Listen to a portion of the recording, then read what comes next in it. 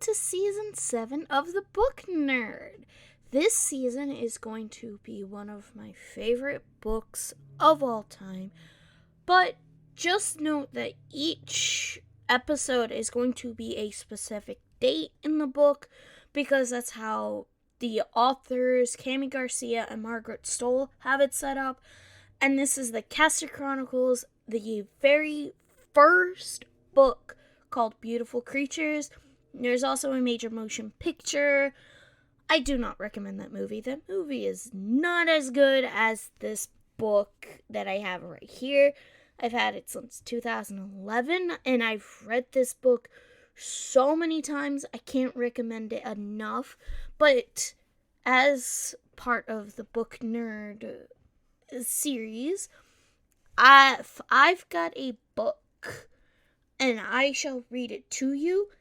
I know you guys are going to love this because it's fantasy, it's romance, it's action-packed, and it's just so amazing, and it takes place in the middle of nowhere. So, here you go. Enjoy this season of Beautiful Creatures by Cami Garcia and Margaret Stoll.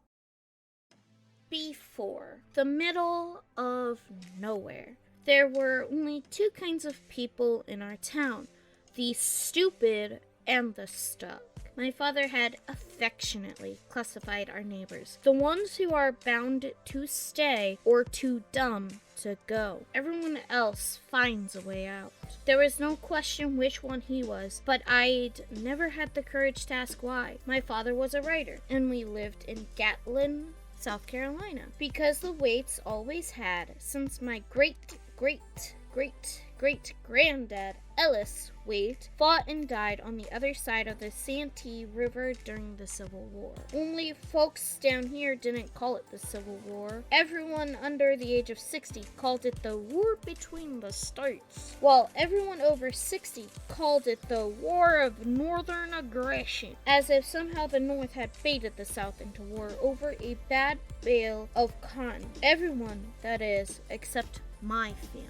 We called it the Civil War. Just another reason I couldn't wait to get out of here. Gatlin wasn't like the small towns you saw in the movies, unless it was a movie from about 50 years ago.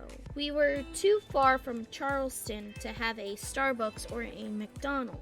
All we had was a Dairy Queen, since the gentrys were too cheap to buy all new letters when they bought the Dairy King. The library still had a card catalog, the high school still had chalkboards, and our community pool was like Moultrie, warm brown water and dog. You could see a movie at the Cineplex about the same time it came out on DVD, but you had to hitch a ride over to Somerville by the community college. The shops were on Main, the good houses were on River, and everyone else lived south of Route 9, where the pavement disintegrated into chunky concrete stubble. Terrible for walking, but perfect for throwing at angry possums, the meanest animals alive. You never saw that in the movies. Gatlin wasn't a complicated place. Gatlin was Gatlin. The neighbors kept watch from their porches in the unbearable heat, sweltering in plain sight. But there was no point. Nothing ever changed. Tomorrow would be the first day of school, my sophomore year at Stonewall Jackson High, and I already knew everything that was going to happen: where I would sit, who I would talk to, the jokes, the girls, who would park where. There were no surprises in Gatlin County. We were pretty much the epicenter of the middle of nowhere. At least that's what I thought when I closed my battered copy of Slaughterhouse-5, clicked off my iPod, and turned out the light on the last night of summer. Turns out I couldn't have been more wrong.